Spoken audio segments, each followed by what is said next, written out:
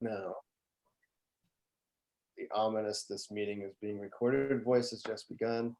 Again, just welcome. This is kind of our kickoff event every year for the Expo, for the Wolverine Con and Film Fest is our annual Expo. Obviously, it's a little different this year, but we just wanted to keep things going in whatever way we can. So I'm really happy with our guests that we have here today. And so I'll start with, we have Dan Taylor from Inland Empire Film Services and Rick Dulock from KVCR, PBS, NPR, which our program is partnered with and works fairly exclusively with, and students have access to that space for education and training purposes. So that's pretty awesome. So I'll start with Dan, if you just want to do a quick intro on yourself and about your company, and we'll just kind of go from there. Sure thing. My name is Dan Taylor, and I've been working with filming out here in the Inland Empire for the past almost 20 years.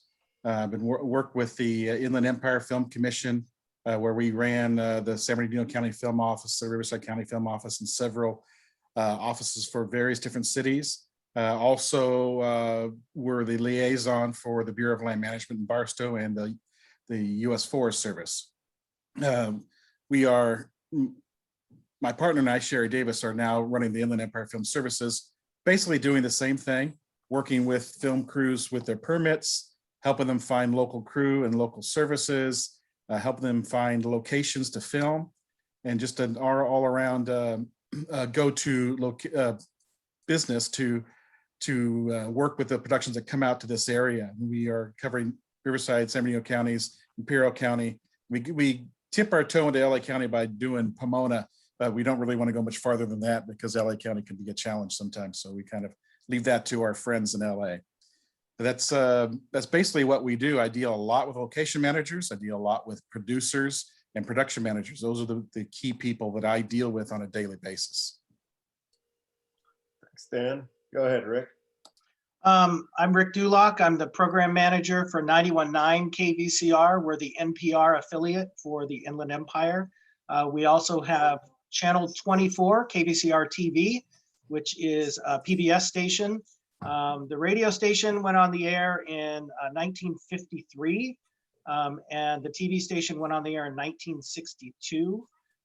PBS and NPR did not exist in those points in time, but public broadcasting was kind of born in the 50s and 60s and grew up in the 50s and 60s.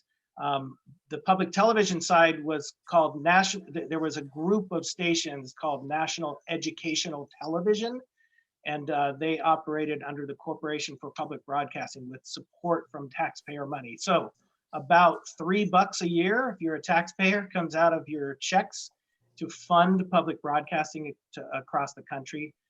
And the TV station gets a grant from the Corporation for Public Broadcasting. Anyway, the radio station was very much student, teacher, and kind of syndicated programming from its birth. The same thing with the television station. So when public television was born with National Education, NET, stations used to do what they called bicycling tapes across the country. What they were really doing is creating a program, say in Chicago, and then they would make some copies on 1-inch television tape and send it around the country to other stations. And so it was kind of a program sharing thing, and that's how public broadcasting has worked. And KVCR joined NPR and PBS when those entities were born. I was a student at San Bernardino Valley College. When I graduated in 1998, I joined the development department at KVCR. That's the fundraising end of things. Public broadcasting stations raise their own money. So that's one of the departments we have here. And then I got into radio programming on our news station. So we have a news radio station, we have a PBS television station, and very separate, but working together. And there's a lot of different jobs that you can have in radio and television. For us, the people that work in radio, kind of are jacks of all trades. They produce programming, they host programs, and they record their voice for promotional materials. So most everybody does all of the jobs. And then we have people from different departments at our station that are hosts for some of our different programs. So the program at Valley College is a great like stepping off point for getting into public broadcasting or into film or wherever else you'd like to go in media. And several of our employees are graduates of the San Bernardino Valley College program. So that's basically it in a nutshell. Sorry if I went a little too far into history. Well, no, you ran into the next question, which is fine, which was like how you got to where you are. So you answered that. So Dan, how did you get started finding? Oh, you know, like a lot of people in the film industry, it's by accident. I've talked to hundreds of people, and they kind of fell into the industry because they were doing another job, and a film shoot came by, and then they asked for some help, and they got sucked in. That's kind of what happened to me. I was working for the Inland Empire Economic Partnership, and the Inland Empire Film Commission was being housed there. They were under the umbrella of the IEEP, and the film commission director, Sherry, needed some help. And so she says, I need Dan. You send Dan over, take him out of your division and put him into mine because I need him. Because I've helped her part-time and she knew I could do the work. So that's kind of how I got sucked into it, is I got sucked in because they needed help and I was available. And I ended up loving it and saying, I don't want to go back. I don't want to go back to what I was doing. I want to stay here. So that's been doing that for almost 20 years now. What are some things that, and both of you guys can take this, what are some of the biggest changes over the 20 plus years that you guys have been doing what you've been doing that you've noticed in the industry that maybe affects careers now? Maybe how the landscape of getting into media has changed, I guess, is what I'm getting at. Well, I could tell you my experience when I first started. The industry wasn't doing a whole lot of digital. Most everything was practical effects. When it comes to special effects makeup and explosions, things like that, that was all practical. There was very little done digitally because one, it was too expensive at the time, and two, it didn't look real. So when I first started, I actually met a man who was in special effects makeup that was trained by the guy who created all the special effects makeup for the Planet of the Apes movies. And he was trained on that, and he got to work on one of the later movies when he was younger. And he learned all the tricks and the things that they did to make things look like they did. Like he had to create a corpse, and one of the way to do that, they took a sponge and they dappled the model with the sponge to give that shrunken skin look. And that was just one of the tricks that they used back then to create different things because we didn't have the technology. Now, I'll get a call from a film shoot and they'll say, I need to have an open desert area. We're going to superimpose an explosion in a building. That's all going to be put done in post, but I just need to have an open area to do a plate shot. They're not, in the past, they would build the set and blow it up. Now they just shoot a plate shot and they do it in post. So that's the biggest change I've seen in my experience. So you might say just a lot more post-production jobs are opening up over the years. Yes. I'm guessing, yeah. Rick, go ahead. Yeah, so things have changed drastically in television and somewhat in radio since I started at KVCR. In television, we were analog television when I started at KVCR in '98.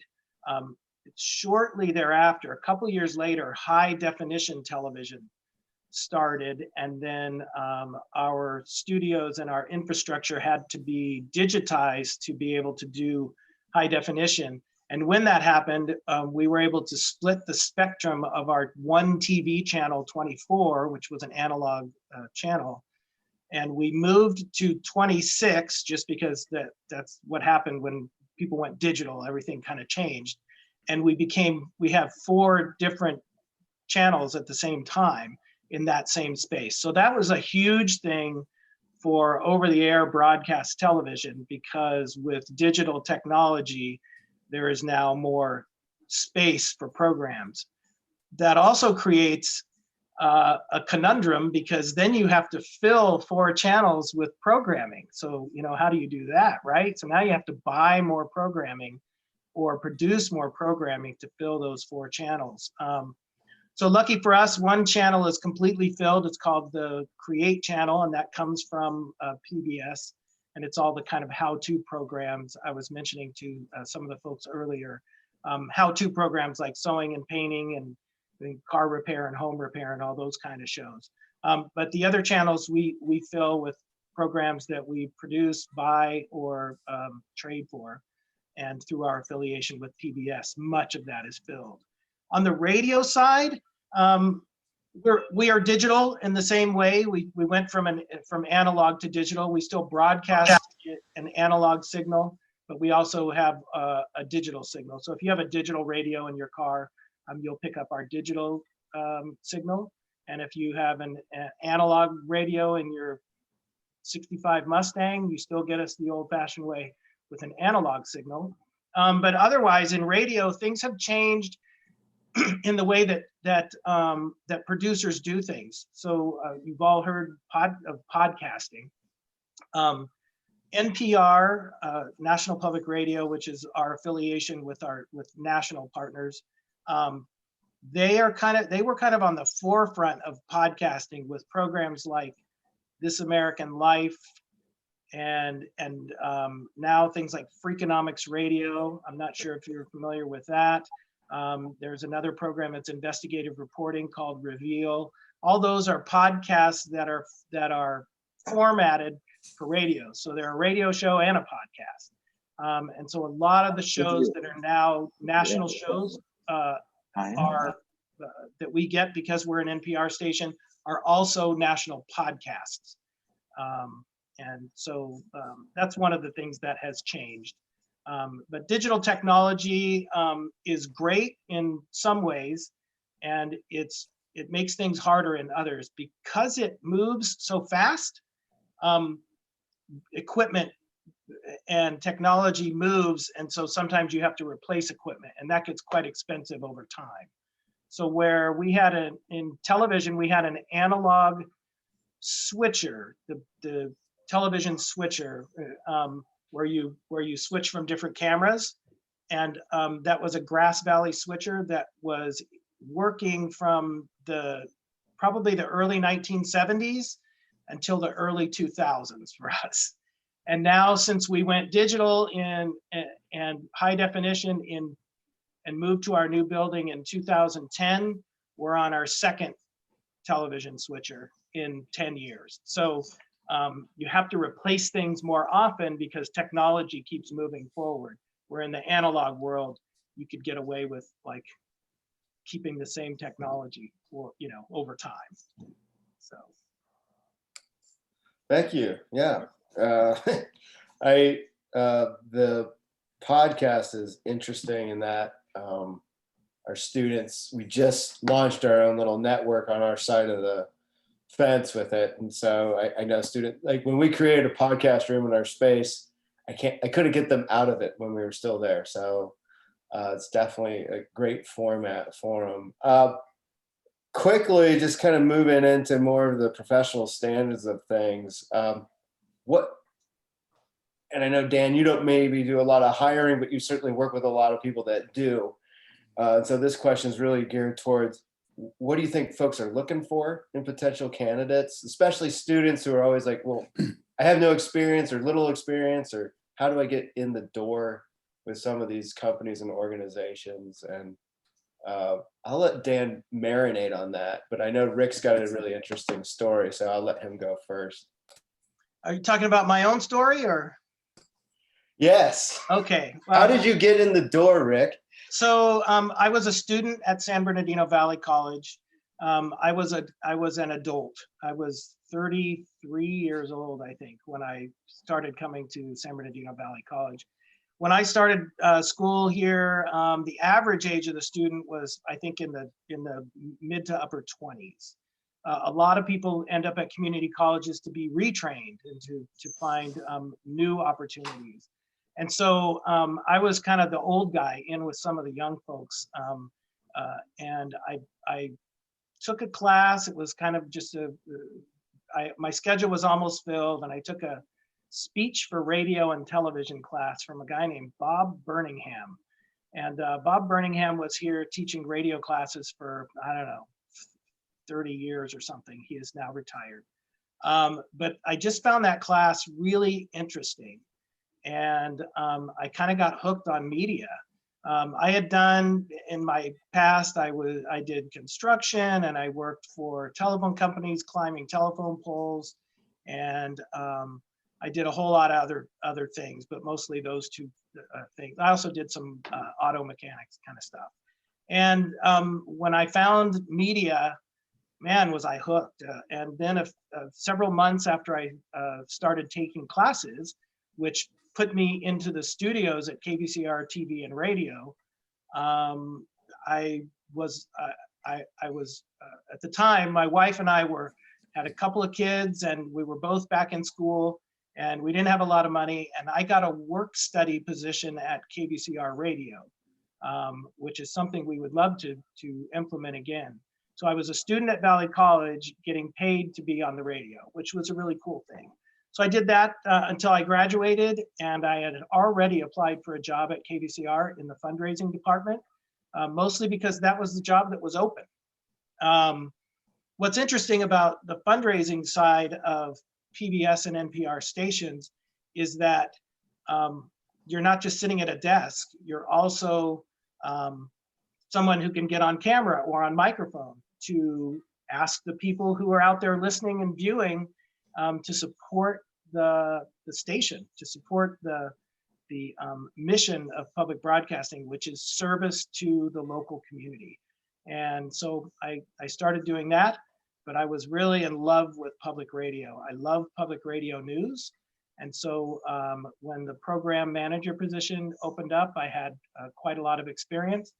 The first time it opened up, I didn't get it, but the second time that it opened up, I did get it. So I've been in this position for about 10 years now in this position. So I did fundraising for a little over 10 years, and I've done programming for the radio station for a little over 10 years. With you mentioning, so last year we launched our media residency program that happens in the summer, where we do pay students to come do projects. So that's quick plug. Applications are due April 2nd, students.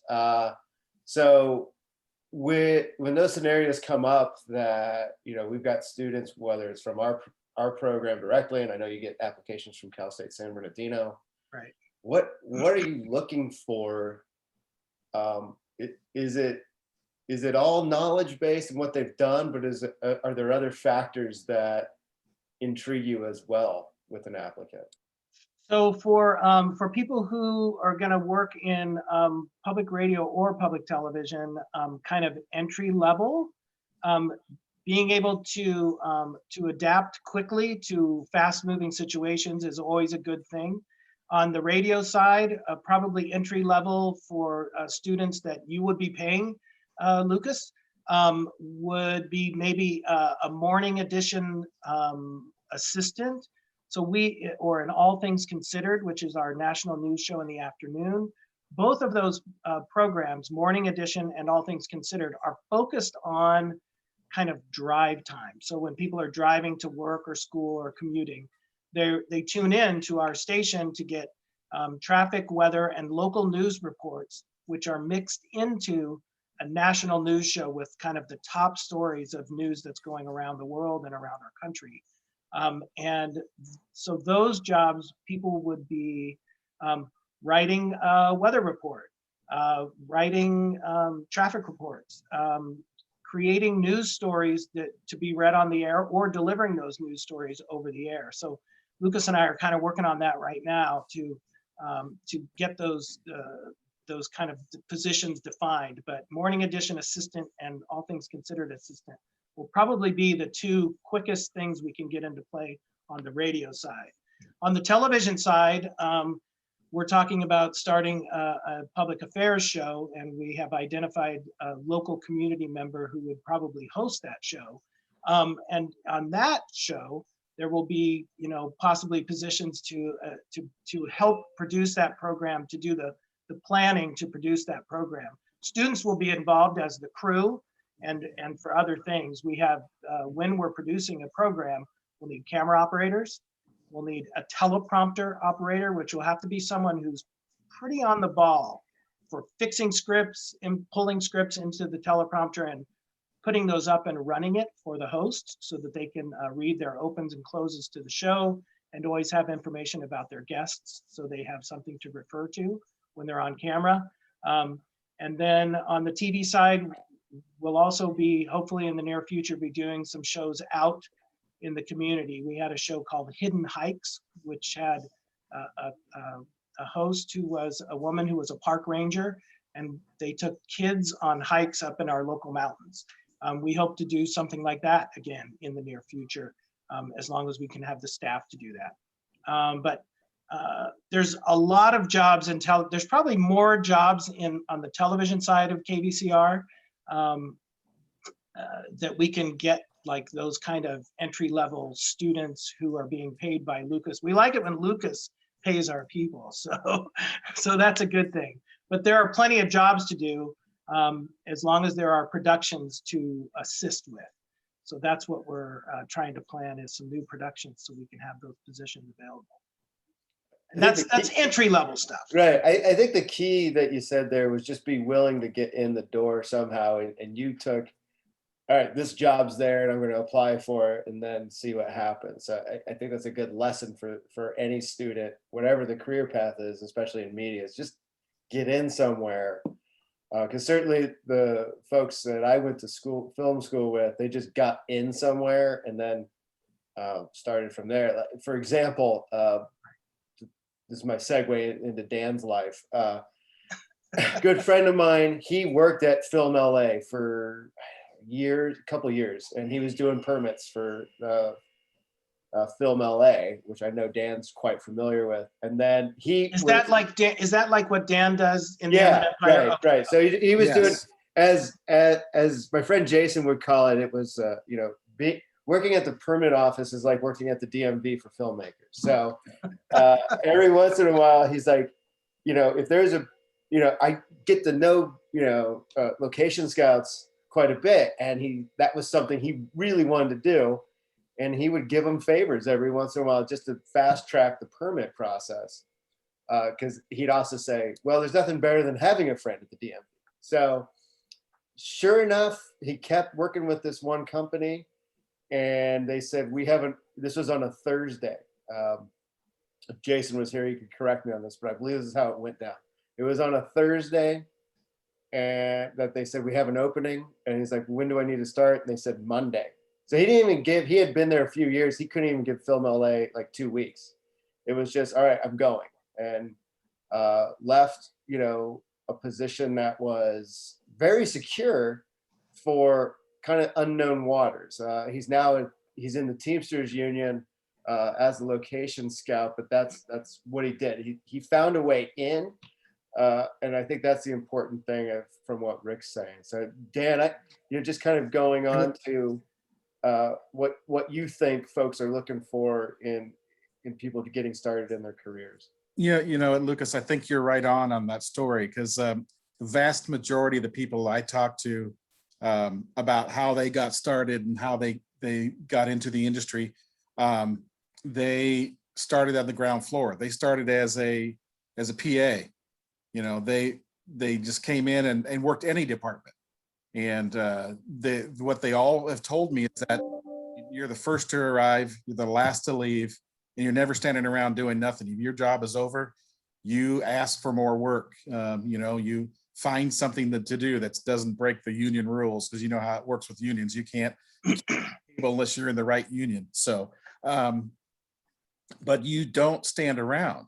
You work your butt off you get yourself noticed, and you start to build relationships, and then those jobs come from who you know. Because if you do a great job for Bob Smith and camera department, Bob Smith's going to call you on his next job and say, hey, listen, I need a camera assistant. You did so great on that last job. Would you come and work on this one? That's kind of how they all got into the industry, working their butt off at the lowest level possible, and then building relationships. Those are the huge parts of it. And like your friend, he built a relationship with a company and was able to move in that aspect. And I'm sure he didn't move in and start working right at the top level of locations. He was at the bottom, which is all the grunt work, all the hard work.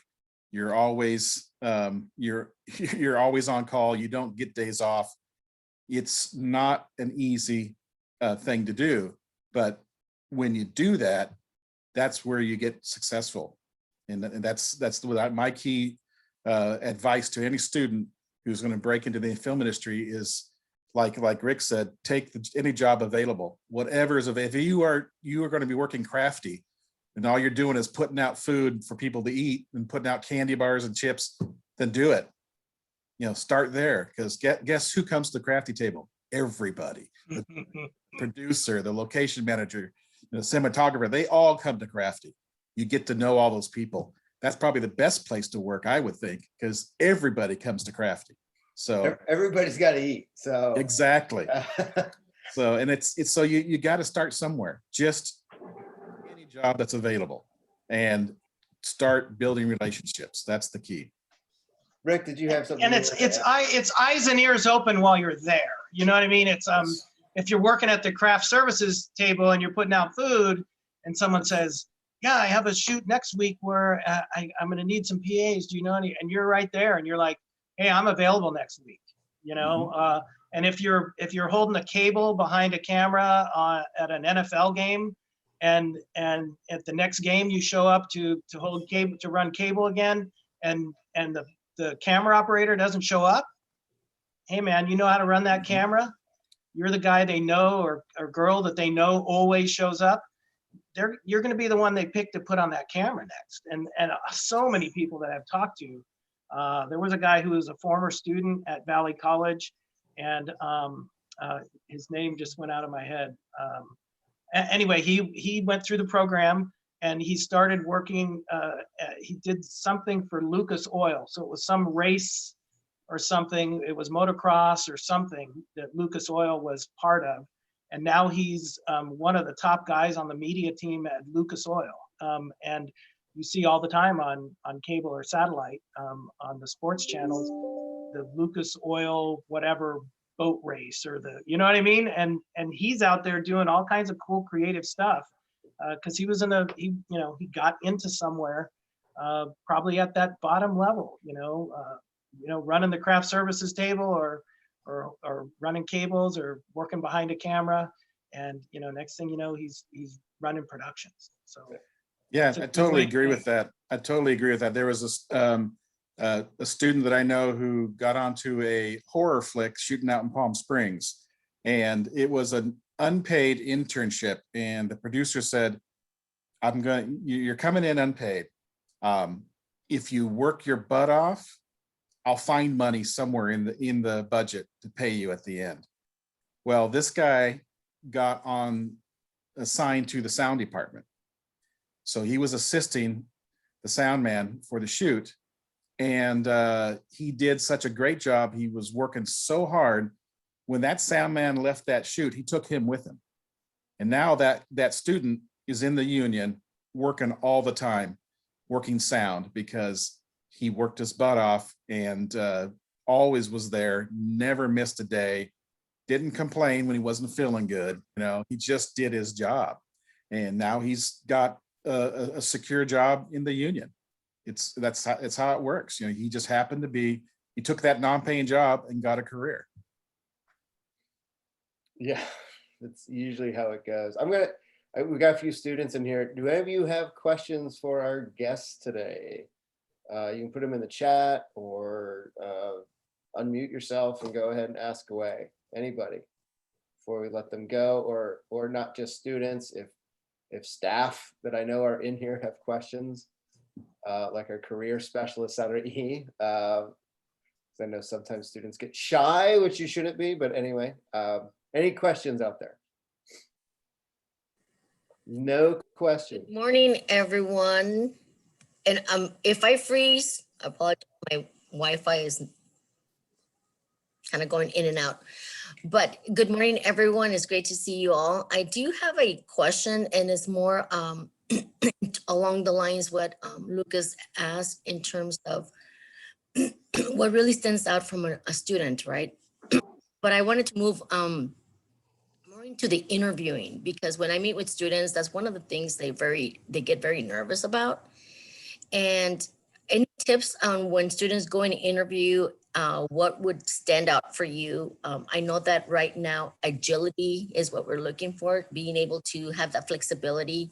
Right now, especially with the pandemic, just some tips on interviewing, and also dress code. What is now for you all, what is the dress code when you go for an interview? Huh. Okay, that's a good question.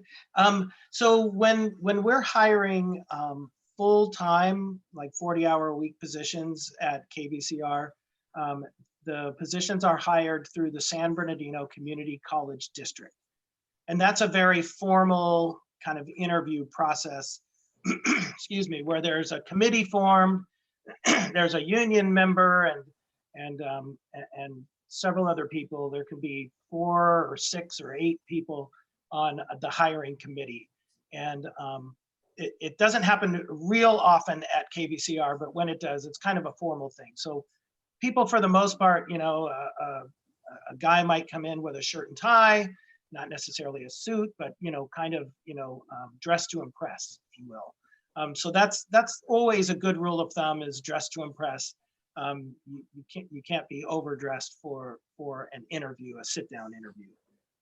If it's something for if we were looking for interns and someone's from a school that's asking if we do summer internships, usually what I'll ask for is examples of their work.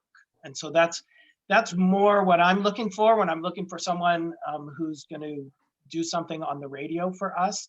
And we've had many interns come through over the years, 30 or 40 since I've been in this position, that have come through from political science majors at UCR or Cal State San Bernardino, or from students at Valley College. And usually the students from like a 2-year college, we'll just ask if they have a familiarity with an audio board, and I'd like to see their resume, and then we just invite them in to be interns. So if it's someone coming from a 4-year program, usually we want them to do some reporting, you know what I mean? And we'll teach them to use the board, because that's more subject matter, like political science or social science or physical science. People who have a kind of a focus of their education, and they want to expound on that in some way. And so we can have them be a reporter in that discipline, if you will. But as far as for like 2-year, like folks from the community college end, as long as you've got some familiarity with an audio board, we can have you come in and help us produce promos and record spots for us, and kind of just that very kind of elementary starting point, so that you can get your hands on some equipment at a real radio station. So we're always happy to have interns, but as far as hiring people, we go through the San Bernardino Community College District for full-time positions, and some part-time positions where we have professional experts. People usually just send in their resume, and then we invite them in to talk. But it's not a super formal. It's just kind of a sit down, and it's just maybe me and that person.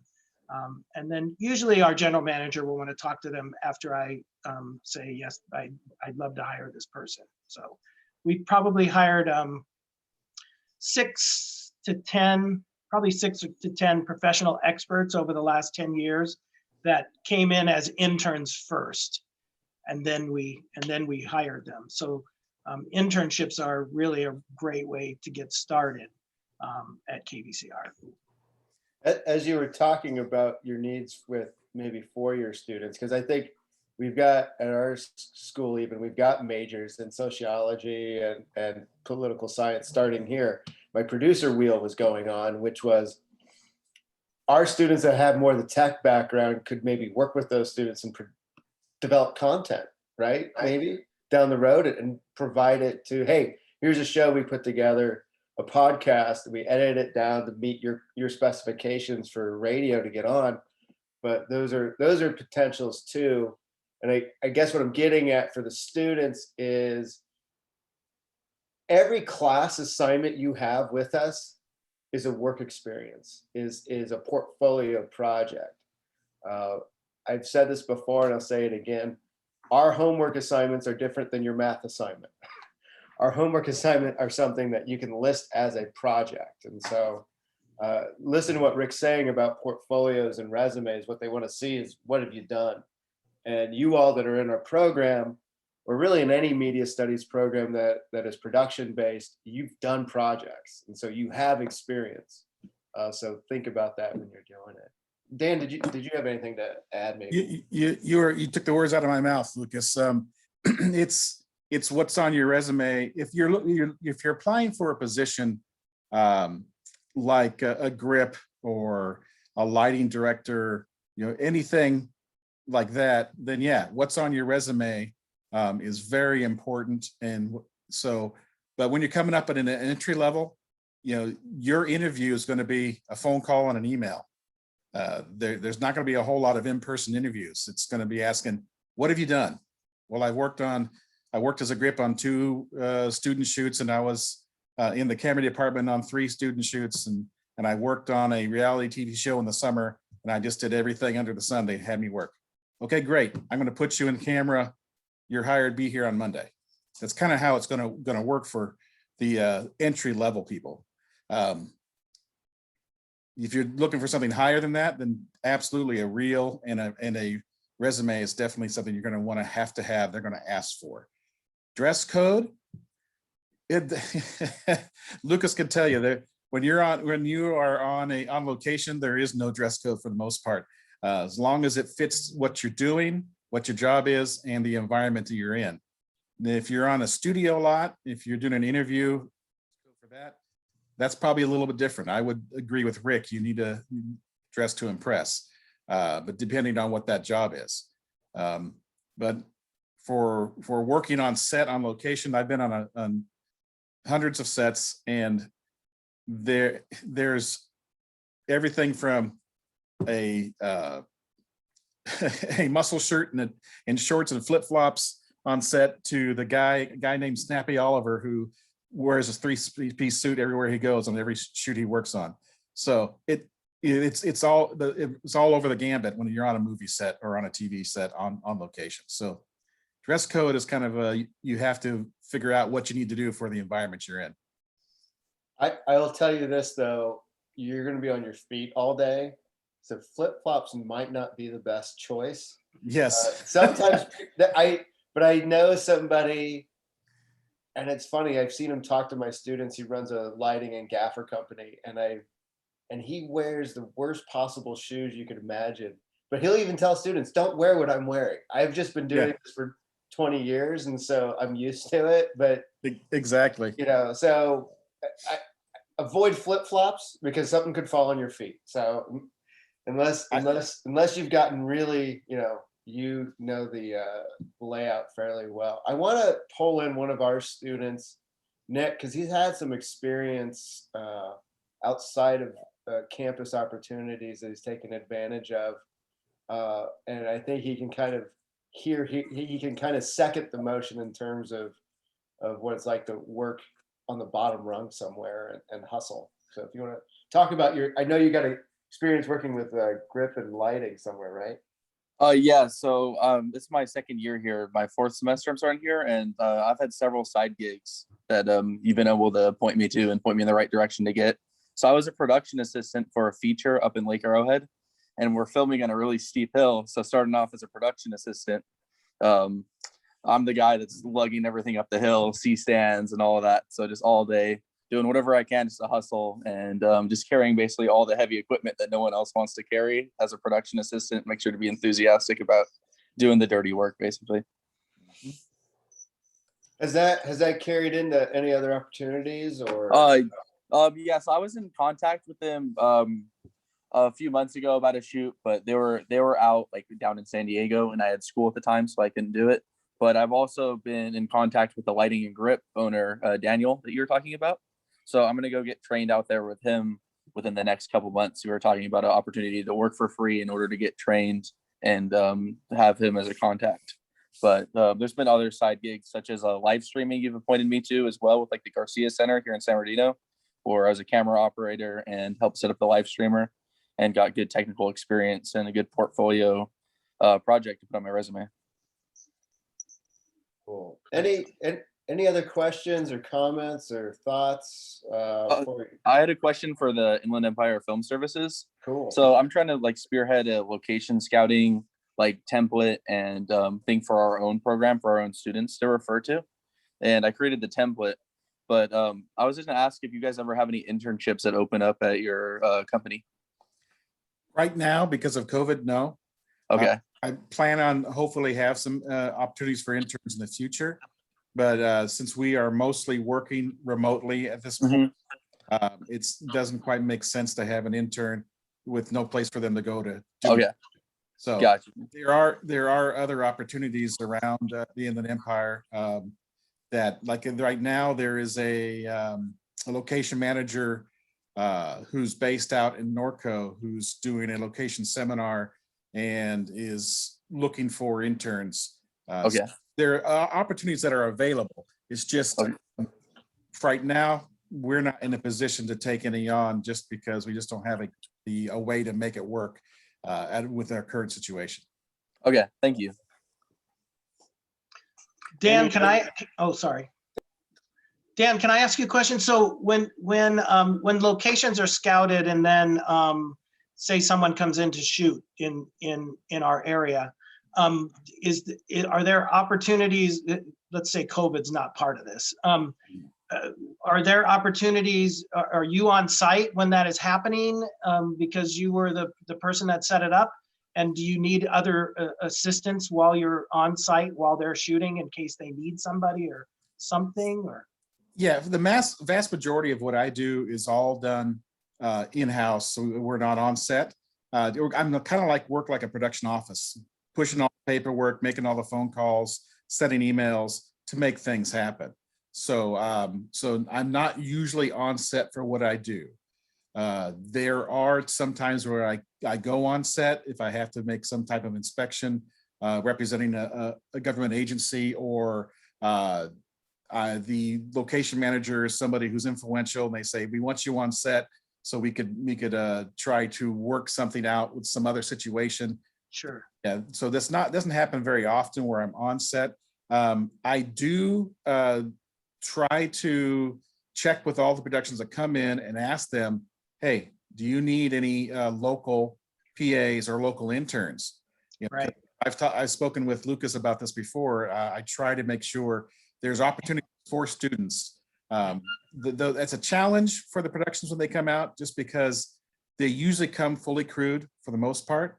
But I'm trying to educate them as they come in and say, listen, you know, you need to start bringing in some of the locals to, one, makes the locals happy that you are working with the local community, and makes the government agencies happy, because when I report to them, hey, we got 2 students on this shoot and 1 on that shoot, it makes them happy that productions are coming, so they'll be more film friendly. And it also helps to train up the people who are coming up into the industry.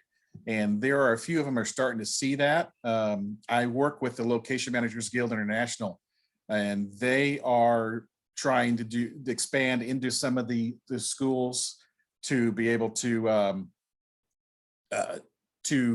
train a little bit or do seminars talking about locations and what the location community is like, and then see if they could provide some type of internship opportunities, which is a part of their future planning. So there's some changes going on in the industry. least in what I'm working with, where they're starting to look into this. But as far as right now, there's not a lot available, but we are pushing to try to make it happen.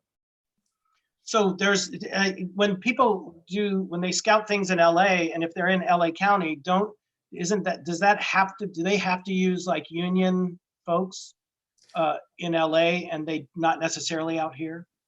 The union rules apply here as well. If it's a union shoot, Ah, they're required to hire union. But there are exceptions the farther away from LA they get. So say they want to shoot out in Barstow and they can't find any union people to do the work they need, then they are, at that point, they are allowed to hire non-unions who are locally in the area. A great example is I have a excellent location manager, Norman Diaz, who's out in the Barstow area. And he gets a lot of jobs. He works in LA all the time, but he gets a lot of jobs out in the Barstow area from productions who come out and say, we can't get a location manager to come out and shoot that location in Barstow. They'll call me and say, can you refer somebody? I refer him to Norm. And Norm usually gets the job. He does the location scouting. Even though it's a union shoot, he's non-union, he still gets the job because there's no other union person who could either get out there in time or available to do the job. So there are some exceptions, but for the most part, if it's a union shoot, you have to be in the union work. I think, Lucas, you might want to correct me if I'm wrong on this. I think if you're like entry-level intern or PA, I don't think a union is always necessarily needed to be in a union, but almost all other positions, if it's a union shoot, it has to be union.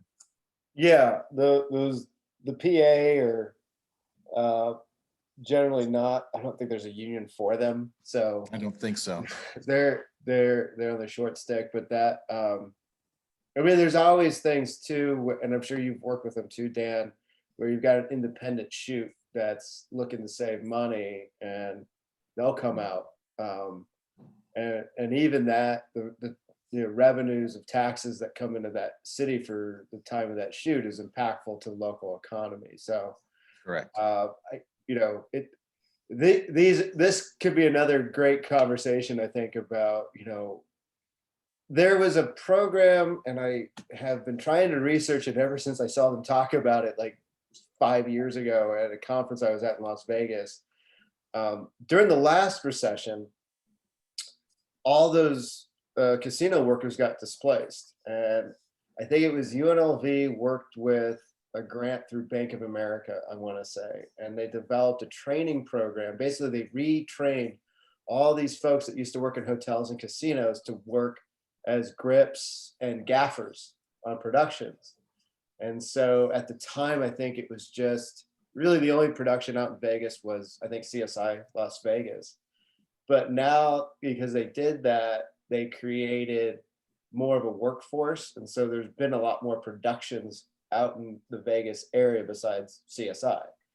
kind of a chicken or the egg kind of thing, right? Yeah. So I think it's one of those things where, and I'm glad Dan's taking this on, because he knows that besides us, there's other film programs in the area. And I think that's always been the thing. It's like, well, is there any workforce out there? Like, well, yeah, there are. So those are definitely other, that could be a whole other panel, is attracting more of those opportunities. But yeah, I think at the PA level, a friend of my same friend that does the locations, he's told me, because of the zone of LA, which is it the 30-mile radius, I want to say.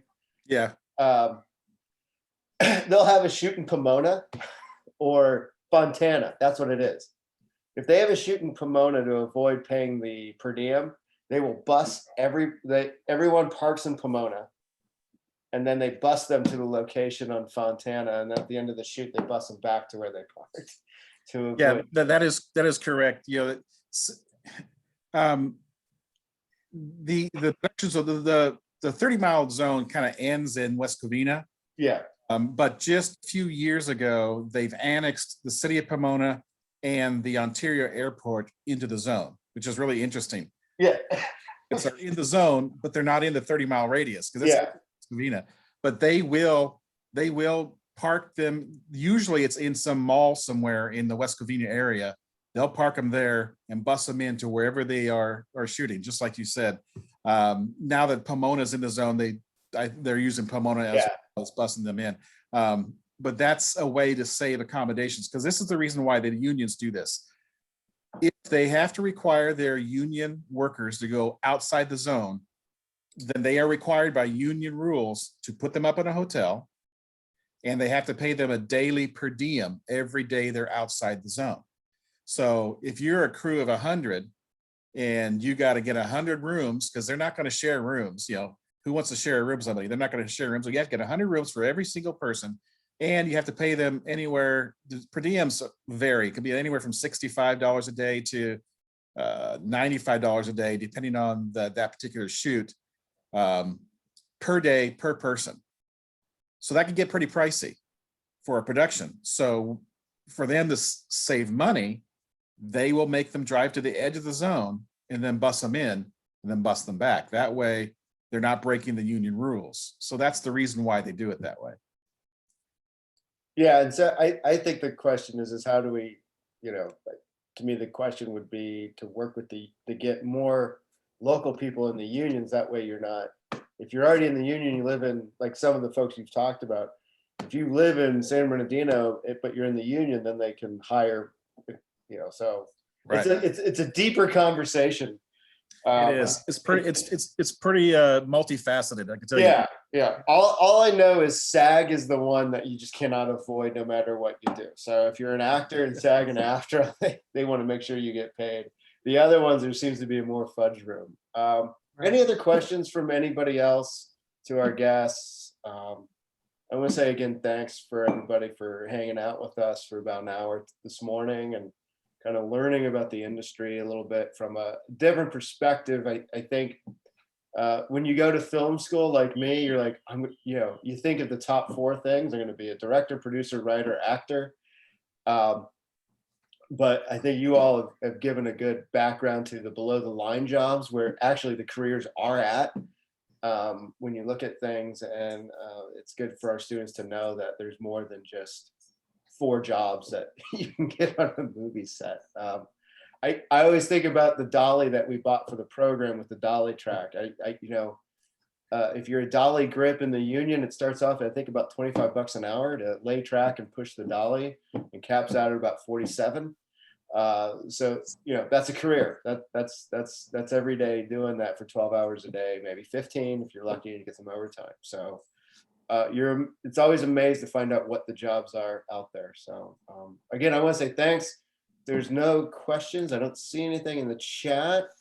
I do want to remind everybody that this event does not conclude today's events. We have, and I'm going to put the link to the rest of the Wolverine Con in the chat here. We have 4 panels this afternoon starting at 1 o'clock. That link will take you to them. We got some really fun guests talking about horror and sci-fi today. So check it out. Thanks for coming by, and I'll see you all either virtually or maybe face to face. Thanks for having us. Thank you. Bye, everyone. Bye. Bye. Thank you.